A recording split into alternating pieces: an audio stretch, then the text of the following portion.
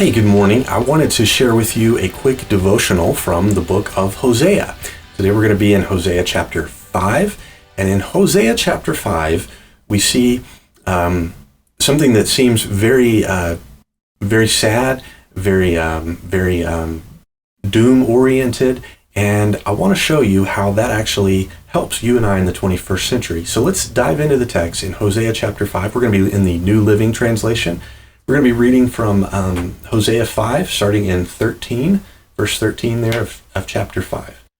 When Israel and Judah saw how sick they were, Israel turned to Assyria, to the great king there, but he could neither help them nor cure them. I will be like a lion to Israel, like a strong young lion to Judah. This is the Lord speaking. I will tear them to pieces, I will carry them off, and no one will be left to rescue them. Then I will return to my place until they admit their guilt and turn to me, for as soon as trouble comes, they will earnestly search for me. So in this chapter, we have what's called a prophecy of destruction. And so this is where God, in time, in the 8th century BC, a little bit before 722 BC, I'll get into that in a moment, but a little before that time, he is announcing beforehand that he's going to judge the people of Israel. Why is he going to do that? Well, earlier in the chapter, he's kind of castigating them for turning against God and for chasing these other gods.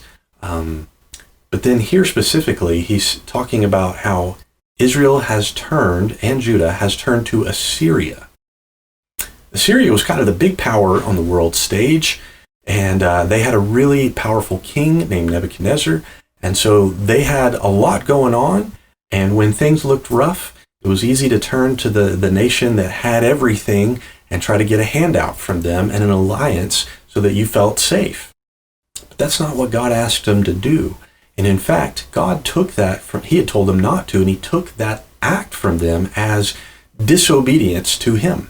And so he gave them this prophecy that in verse 14, he would be like a lion and tear them to pieces, and then return to his place. So how did that help these people, right? Well, it helped them because they had the opportunity beforehand to avoid the impending disaster. How would they do that? Well, they knew that it was coming, first of all, so they were able to do something about it. Second of all, they knew why God was upset with them, because they turned to Assyria, because as we read earlier in the chapter, they were seeking other gods. And for those two reasons, they knew that they needed to repent and turn back to God. And if they did that, as we've seen throughout the rest of the Old Testament, he usually forgave them. In fact, Jonah got so mad because when he prophesied about a coming destruction, people repented in a foreign country, in Assyria, and they turned away from that sin, and God relented. And so the people had the opportunity here to do that. So that's how it provided hope for them in that situation. Now, where you and I sit in the 21st century, we have a little bit more historical view, and we know that in 722 BC, this very nation, Assyria, kind of took advantage of that alliance with with Israel and Judah, invaded through there, took over Israel, and got kind of to the doorstep of Jerusalem and Judah, but didn't take them over. And so it worked out poorly for them. God kept his word, is really what we might say. So how does that help you and I? Well, we live in a time where God has told us through the book of Revelation that there is a impending doom, that God will come and judge those who are disobedient to him. So what do we do about that? Well, we have the same opportunity that Israel had. We can repent from that, and we can turn and follow God, be obedient to him, accept that grace that only comes through Jesus Christ, and we can turn and follow God. If we do that, we can avoid the coming prophecy of destruction. If we don't do it, well, we know what we're going to get.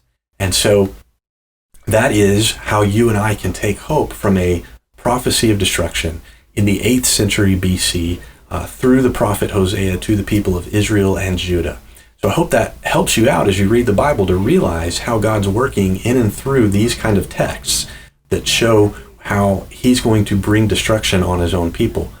Yeah, it's heartbreaking and it's tough, but it can help you and I remember that we need to be right with God in the world we live in today so that we can avoid a similar fate. Okay?